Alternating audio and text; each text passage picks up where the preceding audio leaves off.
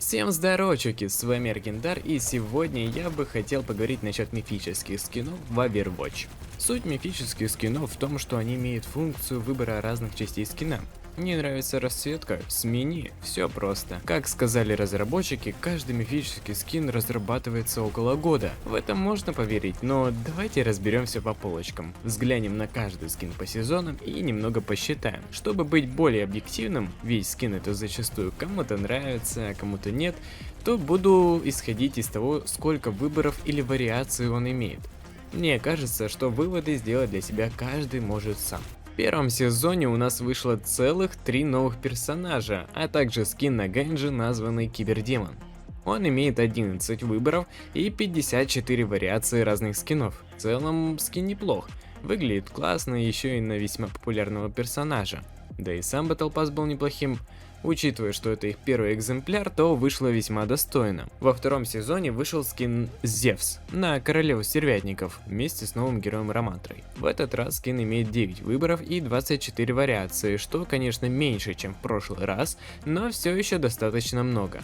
Это вполне компенсируется разными эффектами скина и его ярким дизайном. В третьем сезоне вышел отличный мифический скин на Кирика, у которой было 11 выборов и, соответственно, 54 вариации.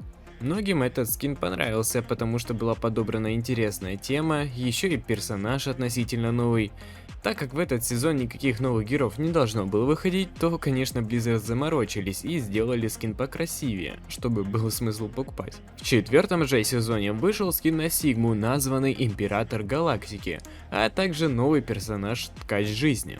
Скин неплохой, имеет 11 выборов и, соответственно, 54 вариации. Честно говоря, этот сезон кажется провальным, потому что новый герой вышел чертовски слабым.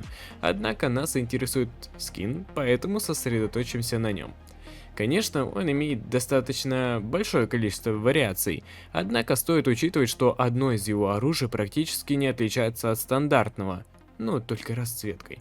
Также, насколько мне известно, золотое оружие Сигмы все еще не отображается в лучшем моменте матча после игры, что также портит впечатление от мифического скина, как бы он не был хорош. Обратимся к пятому сезону. В этот раз завезли классный мифический скин на Трейсер, искательница приключений с 9 выборами и 27 вариациями. Однако внутрь Battle Pass закладывалась интересная особенность. Трейсер от уровня к уровню прокачивалась и становилась все более крутым рыцарем. Также в этом сезоне была текстовая игра Quest Watch, заложенная в Battle Pass, а такого раньше не было. Ну, в целом, на самом деле неплохо, имеет даже какой-то смысл. Однако то, что у тебя по итогу некоторые скины в выборе будут чуть хуже, чем другие, сомнительно. Однако стоит заметить, что одно из ее оружий, а именно то, что давалось при открытии скина, было совершенно неиграбельным и все еще таким остается из-за его размеров. В шестом сезоне вышел отличный скин на Анну, который я считаю лучшим примером мифического скина. Он имеет 8 выборов и всего 18 вариаций, что в сравнении с предыдущими не так много. Однако этот скин это как 3 совершенно разных скина на одну тематику. Именно поэтому мне кажется, что это лучший мифик. А сейчас начинается то, ради чего мы все здесь собрались. 7-й сезон. Скин на Ханза Анрё. И имеет он всего лишь 5 выборов и 6 вариаций. Если сравнивать это даже с первым сезоном, то это примерно в 9 раз меньше вариаций, чем у некоторых других. Да и сам скин меняет лишь расцветку и оружие, а не как у Анны полностью скин. Мне кажется, или для сезона, где нет нового персонажа, это маловато.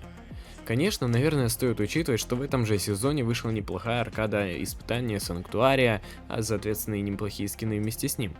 Но если возвращаться к тому, что каждый мифический скин разрабатывается около года, то смотря на Ханза возникает вопрос, а так ли это сложно? Конечно, скин весьма неплох, яркий, красивый. Однако, если суть мифических скинов в том, чтобы настраивать их, то можно ведь было добавить хоть чуть-чуть больше каких-то настроек. Даже те же татуировки поменять, как в первом сезоне с Генджи, а может больше вариаций для лука или хотя бы изменить наплечник. Можно было бы посчитать, что это просто тяжелый сезон для разработчиков и они не управились в дедлайны. Что ж, с кем не бывает, немного схалтурили. И я ждал нового 8-го сезона. Однако, Приветствуйте нового героя Маугу и мифический скин на Арису Великий Зверь, имеющий 7 вариантов и 8 вариаций. Ого, на целых 2 больше, чем у Ханза в прошлом сезоне. Однако стоит заметить, что одно из оружий практически совершенно не отличается от стандартного на скине Арисы второго Overwatch, и по сравнению с тем же Генджи, вариаций меньше почти в 7 раз. Разработчики в трейлере 8 сезона отдельно показали то, как выглядит ультимейт Арисы в новом скине, но ведь на многих других мифических скинах также изменен ультимейт. Посмотрите на Кирика, Ханза или Сигму.